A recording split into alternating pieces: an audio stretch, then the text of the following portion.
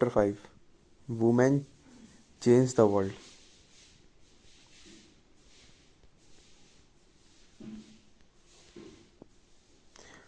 Fewer opportunities and rigidity expectation. A lot of children in Rosie Ma'am class drew women as nurses and men as army officers. The reason they did this is because they feel that outside the home too, women are good only certain jobs. For example, many people believe that women makes better nurses because they are more patient and gentle. This is linked to women roles within the families. Similarly, it is believed that science requires a technical minds and girls and women are not capable of dealing with the technical things. कम अवसर और कठोर अपेक्षाएं। रोजी ma'am की कक्षा में अधिकांश बच्चों ने नर्स के लिए महिलाओं के और पायलट के रूप में पुरुषों के चित्र बनाए। ऐसा उन्होंने इस कारण किया कि उन्हें लगता है कि घर के बाहर भी महिलाएं कुछ खास तरह के काम ही अच्छी तरह से कर सकती हैं। उदाहरण के लिए बहुत से लोग मानते हैं कि महिलाएं अच्छी नर्स हो सकती हैं क्योंकि वे अधिक सहनशील और विनम्र होती हैं। इसे परिवार में स्त्रियों की भूमिका के साथ मिलाकर देखा जाता है। इसी प्रकार से माना जाता है कि विज्ञान के लिए तकनीकी दिमाग की ज़रूरत होती है और लड़कियां और महिलाएं तकनीकी कार्य करने में सक्षम नहीं होती। Because so many people believe in these stereotypes, many girls do not get the same supports that the boys do to study and train to become doctors and engineers. In most families, once the girls finish the school, they are encouraged by their families to see marriage as their main aim in the life. अनेक लोग इस प्रकार की रूढ़वादी धारणाओं में विश्वास करते हैं, इसीलिए बहुत सी लड़कियों को डॉक्टर व इंजीनियर बनाने के लिए अध्ययन करने और प्रशिक्षण लेने के लिए वह सहयोग नहीं मिल पाता है जो लड़कों को मिलता है। अधिकांश परिवारों में स्कूली शिक्षा पूरी हो जाने के बाद लड़कियों को बस इस बात के लिए प्रेरित किया जाता है कि वह शादी को अपने जीवन का मुख्य लक्ष्य माने। Breaking stereotypes. Engine drivers are men, but 27 years old Lakshmi Lakara from poor tribal family in Jharkhand has begun to change things. She is the first woman engine driver for North Railway. रूढ़ियों को तोड़ा है। Rail का engine आदमी चलाते हैं, पर झारखंड की एक गरीब परिवार आदिवासी परिवार की 27 वर्षीय महिला लक्ष्मी लाकारा ने इस धारा का रुख बदल दिया। उत्तर रेलवे की वह पहली महिला इंजन चालक हैं। Lakshmi parents are not literate, but they struggles and overcome many hardships to make sure their children got an education. Lakshmi studied in government school. Even in school, Lakshmi helped with the housework and did odd jobs. She studied hard and did well, then went on to get a diploma in electronics. She then took the railway board exam and passed it on her first attempt. Lakshmi के माता पिता पढ़े लिखे नहीं थे, पर उन्होंने अपने बच्चों को पढ़ने के लिए बहुत संघर्ष किया। लक्ष्मी की शिक्षा एक सरकारी स्कूल में हुई। स्कूल में पढ़ने के साथ साथ लक्ष्मी घर के कामों और अन्य जिम्मेदारियों में हाथ भी बटाती रही। उसने मन लगाकर और मेहनत से पढ़ाई की और स्कूल पूरा करके इलेक्ट्रॉनिक्स में डिप्लोमा अर्जित किया। फिर वह रेलवे बोर्ड की परीक्षा में बैठी और पहले ही कोशिश में उत्तीर्ण हो गई। Lakshmi says, I love challenges and moment somebody says it is not for girls. I make sure I go ahead and do it. Lakshmi has had to do this several times in her life. When she wanted to take electronics, when she rode motorcycle at polytechnics, and when she decided to become an engine driver. Lakshmi कहती है, मुझे चुनौतियों से खेलना पसंद है और जैसे ही यह कोई कहता कि फला काम लड़कियों के लिए नहीं है, मैं उससे करके रहती हूँ। लक्ष्मी के जीवन में ऐसा करने के अनेक अवसर आए। जब वह इलेक्ट्रॉनिक्स करना चाहती थी, जब उससे पॉलिटेक्निक में मोटरसाइकिल चलाई और जब उसने तय किया कि वह इंजन ड्राइवर बनेगी। Her philosophy is simple: as long as I am having fun without harming anyone, as long as I am doing well and help my parents, why should I not lead a lifestyle of my choice? उसका दृष्टिकोण सीधा साधा है। जब तक मुझे मज़ा आ रहा है और मैं किसी को नुकसान नहीं पहुंचा रही हूँ और मैं अच्छे से रह पा रही हूँ और अपने माता पिता की मदद कर पा रही हूँ, तो मैं अपने तरीके से क्यों ना जीऊँ। It is important to understand that we live in a society in which all the children face pressures from worlds around them. Sometimes these come in the form of demand from adults, and other times they can just be because of unfair teasing by our own friends. Boys are pressurized to think about getting a job that will pay good salaries. They are also teased and bullied if they do not behave like the other boys. You may remember that in class 6 book you read about how the boys at an early age are encouraged not to cry in the front of others. यह समझना आवश्यक है कि हम ऐसे समाज में रह रहे हैं जहाँ सभी बच्चों को अपने चारों ओर की दुनिया के दबाव का सामना करना पड़ता है। कभी यह दबाव बड़ों की अपेक्षा के रूप में होता है, तो कभी यह हमारे अपने ही मित्रों की गलत तरीके से चिढ़ाने के कारण पैदा हो जाता है। लड़कों पर ऐसी नौकरी प्राप्त करने के लिए दबाव होता है जिसमें उन्हें अधिक वेतन मिले। यदि वे दूसरे लड़कों की तरह व्यवहार नहीं करते हैं तो उन्हें चिढ़ाया जाता है और धौंस दी जाती है। आपको याद होगा कि कक्षा 6 में पुस्तक में आपने पढ़ा था कि लड़कों को बचपन से ही दूसरों के सामने रोने पर चिढ़ाया जाता है। Xavier was happy with the result of his class 10 board exam. Though his marks in the science and maths were not high, he had done well in his favorite subject, history and languages. When his parents saw this report card, however, they did not look pleased at all. My goodness, Xavier's, you have managed only 65% in maths. Your marks in physics are too low. I know, Mama, but it's okay because I don't want to take maths or science. I want to study history. Why do you why do you want to take history? Think about your futures. You have to get a good job. History will not help. It has no scope. But I don't like maths or science. Be sensible, son. Take maths and you can study computer side by side. The job market for the computer is very good.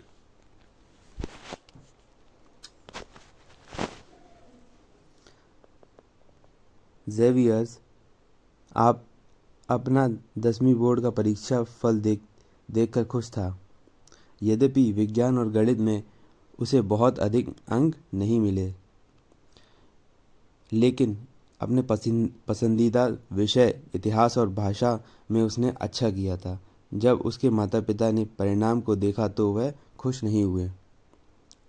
हे भगवान, Xavier's, गणित में तुम्हें सिर्फ 65 लाए हो।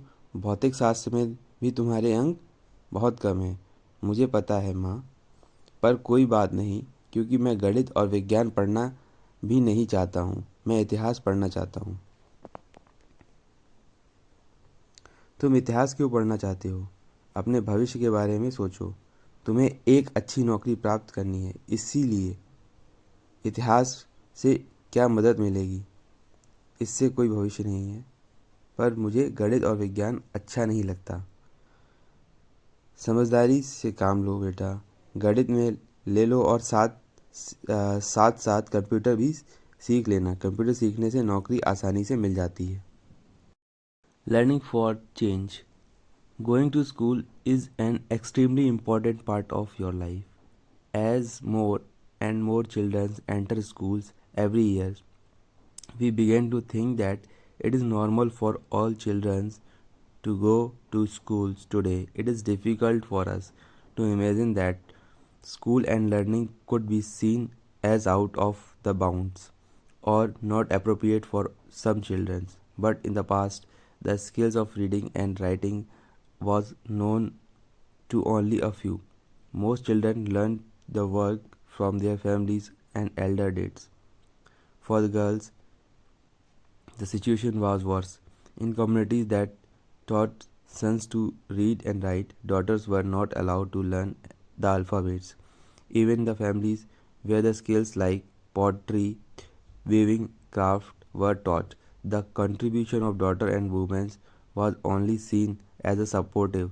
For example, in the pottery trades, women collect the muds and prepare the earth for the pots, but since they did not operate the wheels, they were not seen as potter.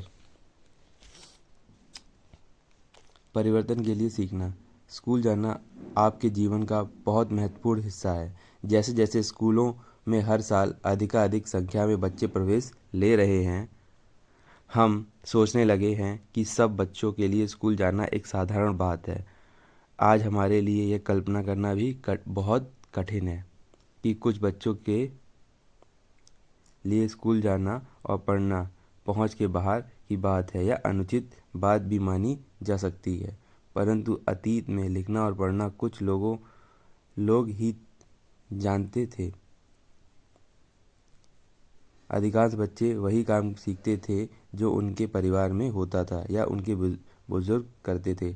लड़कियों की स्थिति और भी खराब थी। उन समाजों में जहाँ लड़कों को पढ़ना लिखना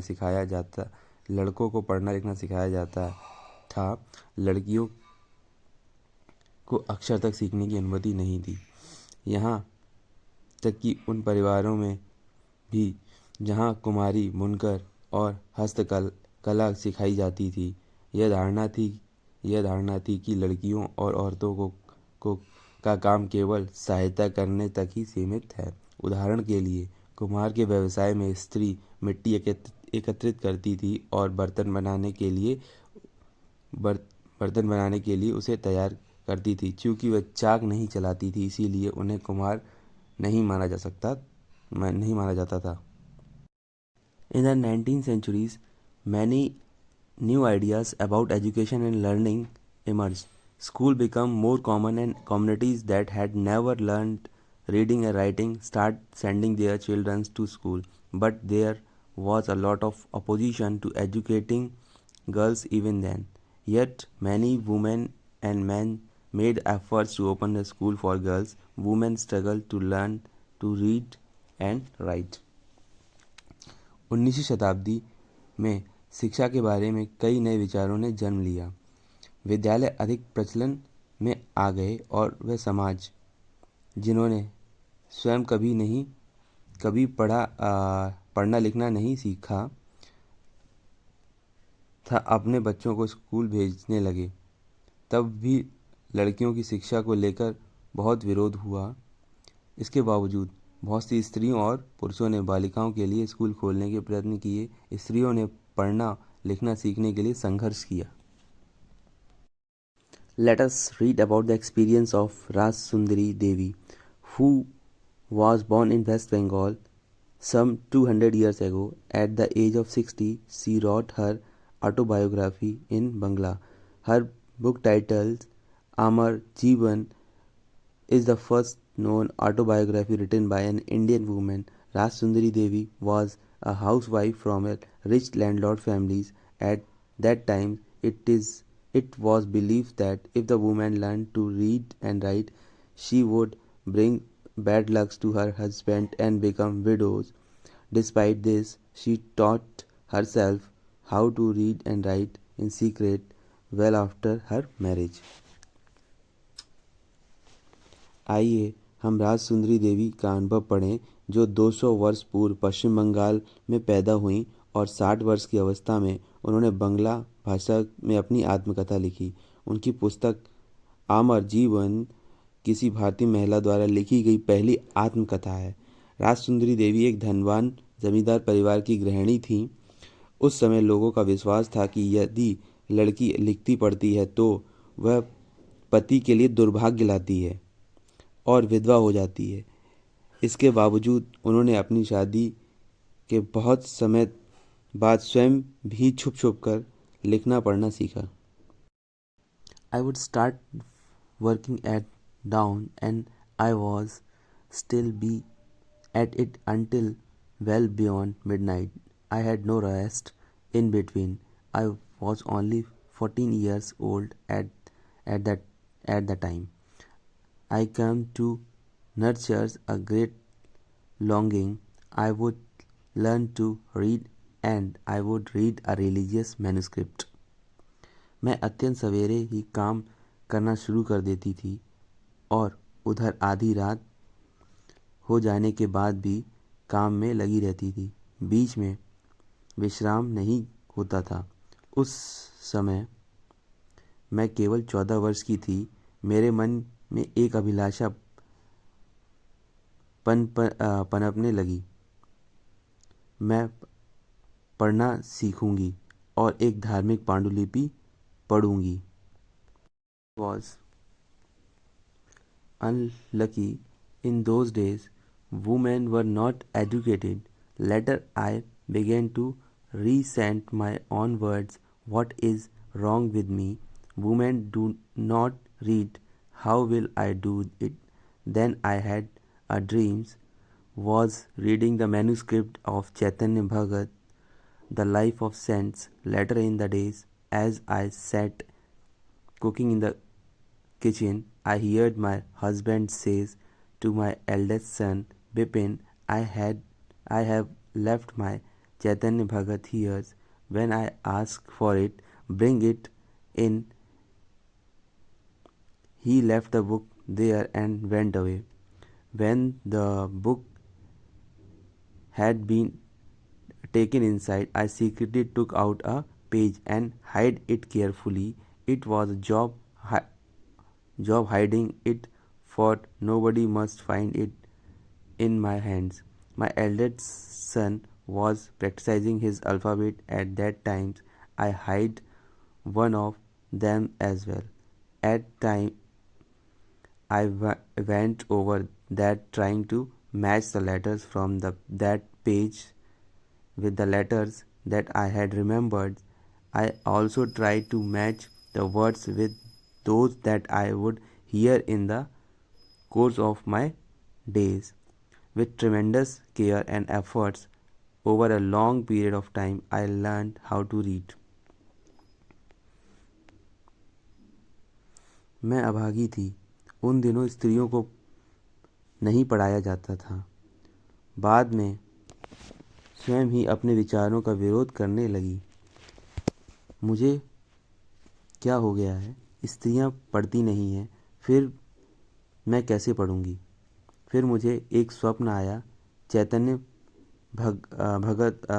भागवत एक संत का जीवन पढ़ रही थी। बाद में दिन के समय जब मैं रसोई में बैठी हुई भोजन बना रही थी, मैंने अपने पति को सबसे बड़े बेटे से कहते हुए सुना, विपिन, मैं अपना चैतन्य भागवत यहाँ छोड़ी है। जब मैं इसे मंगाऊँ तुम इसे अंदर ले आना। वह पुस्तक वहीं छोड़कर चले गए। जब पुस्तक अंदर रख दी गई, मैंने चुपके से उसका एक पन्ना निकाल लिया और सावधानी से उसे छुपा लिया। उसे छुपाना भी एक बड़ा काम था, क्योंकि किसी को भी वह मेरे हाथ में नहीं दिखना चाहिए। मेरा सबसे बड़ा बेटा उस समय ताड़ के पत्ते पर लिखकर अक्षर बनाने का अभ्यास कर रहा था। उसमें से भी मैंने एक छिपा लिया।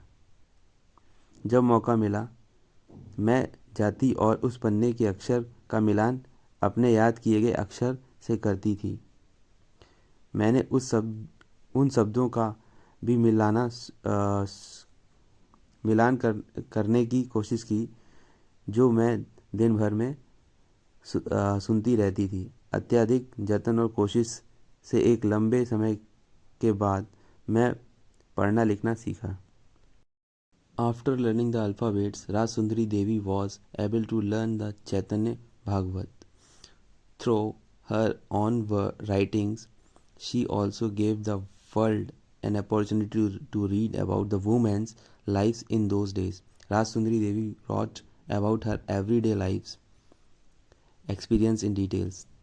There were days when she did not have a moment rest, not times even to sit down and eat. राजसुंदरी देवी के अक्षर ज्ञान ने उन्हें चैतन्य भागवत पढ़ने का अवसर दिया। स्वयं अपने लेखन से उन्होंने संसार को उस समय की स्त्रियों के जीवन के बारे में जानने का एक अवसर दिया। राजसुंदरी देवी ने अपने दैनिक जीवन के अनुभव का विस्तार से लिखा। ऐसे भी दिन होते थे जब उन्हें दिन भर में क्षण भर का भी विश्राम नहीं मिलता था। इतना समय भी नहीं कि वे जरा बैठकर कुछ खा ले। Schooling and education today. Today, both boys and girls attend school in large numbers. Yet, as we will see, there still remains difference between education of boys and girls. India has a census every 10 years, which counts the whole population of the country. It also gathers details information about the people living in India, their ages, schooling, what work they do, and so on. We use this information to measure many things, like number of literate rates and ratio of men and women. वर्तमान समय में शिक्षा और विद्यालय। आज के युग में लड़के और लड़कियां विशाल संख्या में विद्यालय जा रहे हैं, लेकिन फिर भी हम यह देखते हैं कि लड़कों और लड़कियों की शिक्षा में अंतर है। भारत में हर 10 वर्ष में जनगणना होती है, जिसमें पूरे देश की जनसंख्या की गणना की जाती है। इससे भारत में रहने वालों के जीवन के बारे में विस्तृत जानकारी एकत्रित की जाती है, जैसे उनकी आयु, पढ़ाई, उनके द्वारा किए जाने वाले काम आदि। इस जानकारी का इस्तेमाल हम अनेक बातों के आकलन के लिए करते हैं। According to 1961 census, about 40% of all boys and men 7-year-old and above were literate, that is, they count at least write their name, compared to just 15% of all girls and women. In most recent census of 2011, these figures have been grown to 82% for boys and men and 65% for girls and women. This means that the proportion of both men and women who are now able to read and have at least some amount of schooling has increased. But as you can also see, the percentage of male groups is still higher than the female group. The gap has not gone away.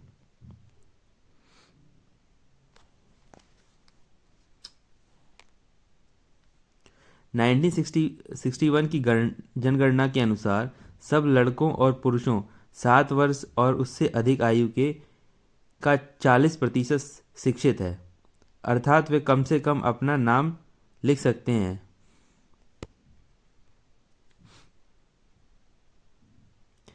इसकी तुलना में लड़कियों और स्त्रियों का केवल 15% भाग शिक्षित था। 2011 की जनगणना के अनुसार लड़कों और पुरुषों की यह संख्या बढ़कर 82% हो गई और शिक्षित लड़कियों और स्त्रियों की संख्या 65%। इसका आशय यह हुआ कि पुरुषों और स्त्रियों दोनों के बीच ऐसे लोगों का अनुपात बढ़ गया जो पढ़ लिख सकते हैं और जिन्हें कुछ हद तक शिक्षा मिल चुकी है। लेकिन जैसा कि आप देख सकते हैं, अब भी स्त्रियों की तुलना में पुरुषों का प्रतिशत अधिक है। इसके बीच का अंतर अभी समाप्त नहीं हुआ है। Here is a table that shows the percentage of girls and boys who leave school from different social groups including scheduled caste, SC and scheduled tribes, ST। यहाँ एक टेबल दे रखी है, इसमें हम देखेंगे कि कितने बच्चे स्कूल, कुछ कोई बच्चा प्राइमरी तक जाता है और उसके बाद स्कूल छोड़ देता है, कुछ अपर कक्षा 8 तक पढ़ता है, कुछ 9 से 10 तक पढ़ता है। इस टेबल को देख लीजिए। आगे बताते हैं। You have probably noticed in above tables that SC and ST girls leave school at a rate that is higher than the category of all girls. This means that girls who are from Dalit, SC and Adivasis या ST background are less likely to remain in the school. The 2011 census also found the Muslim girls are less likely than SC and ST girls to complete the primary schools, while a Muslim girls is likely to stay in the school for around 3 years. Girls from other communities spends around 4 years in school.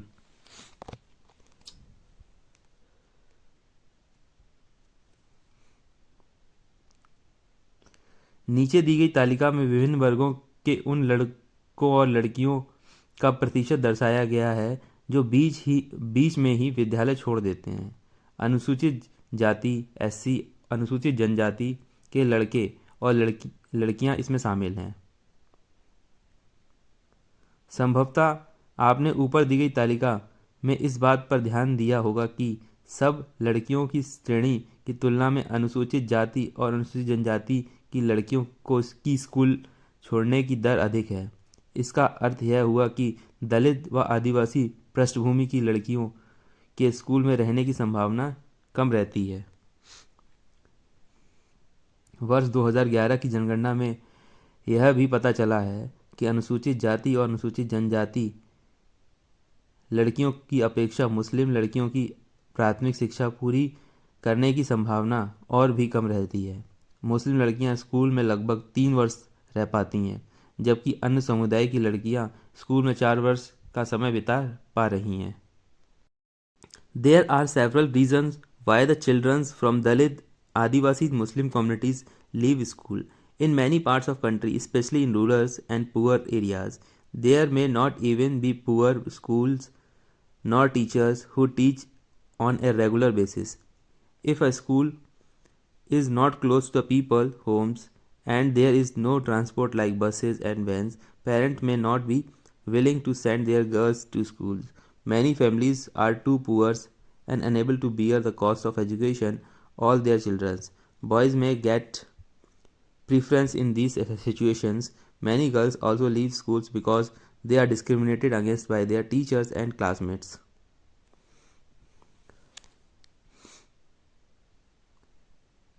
दलित, आदिवासी और मुस्लिम वर्ग के बच्चों के school छोड़ देने के अनेक कारण हैं। देश के अनेक भागों में, विशेषकर ग्रामीण और गरीब क्षेत्रों में, नियमित रूप से पढ़ाने के लिए ना ही उचित स्कूल हैं और ना ही शिक्षक।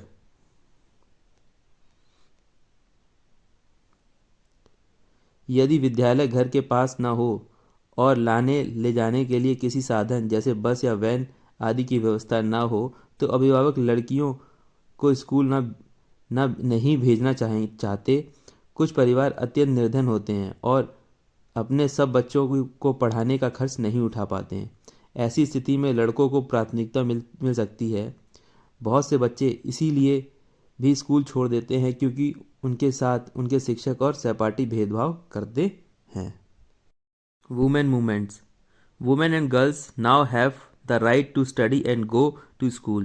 There are other spheres like legal reforms, violence, and health, where the situation of women and girls have improved. These changes have not happened automatically. Women individually and collectively have a struggle to bring about these changes. This struggle is known as women movement. Individually, women and women's organizations from different parts of the country are parts of movements. Many men support the women's movement as well. The diversity, passion and efforts of those involved that makes its very vibrant movement. Different strategies have been used to spread awareness, fight discrimination, and seek justice. Here are the some glimpses of this struggle.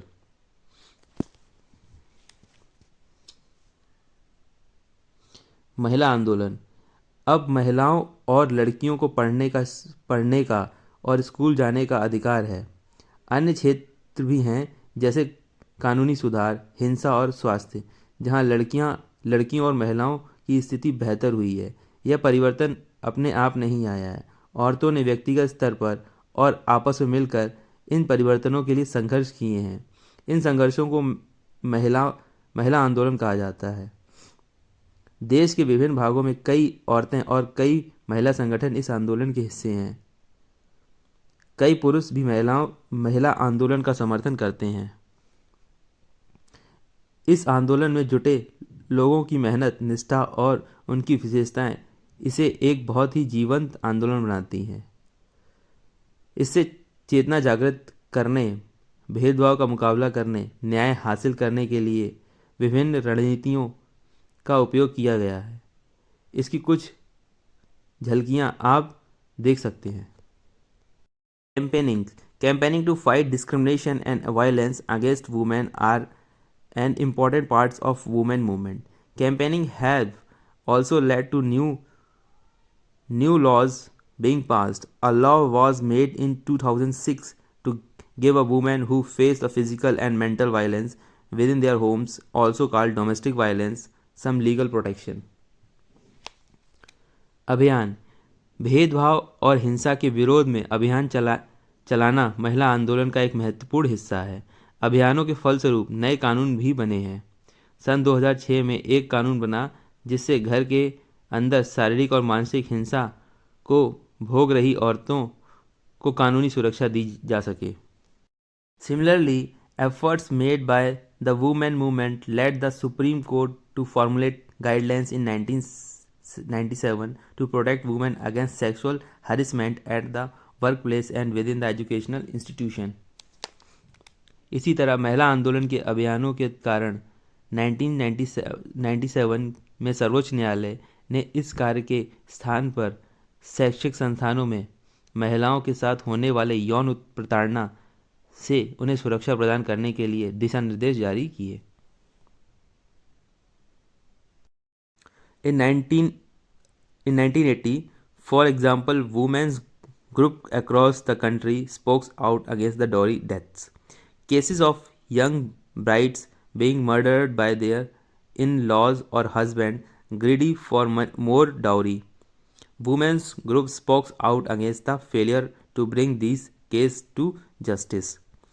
They did so by coming on to the street, approaching the courts, and by sharing information. Eventually, this becomes a public issue in the newspaper and society, and dowry laws were changed to punish the families who seek dowry. एक और उदाहरण देखें। 1980 के दशक में देश भर में महिला संगठनों ने दहेज हत्याओं के खिलाफ आवाज़ उठाई। नवविवाहित युवतियों को उनके पति और ससुराल के लोगों द्वारा दहेज के लालच में मौत के घाट उतार दिया जाता था। महिला संगठनों द्वारा इस बात की कड़ी आलोचना की गई कि कानून अपराधियों का कुछ नहीं कर पा रही है। इस मुद्दे पर महिलाएं सड़क पर निकल आईं। उन्होंने अदालत के लिए दरवाज़ा खटखटाया और आपस में अनुभव व जानकारियों का आदान प्रदान किया। अंततः यह समाज एक बड़ा सार्वजनिक मुद्दा बन गया और अखबारों में छाने लगा। दहेज से संबंधित कानून को बदला गया ताकि दहेज मांगने वाले परिवारों को दंडित किया जा सके।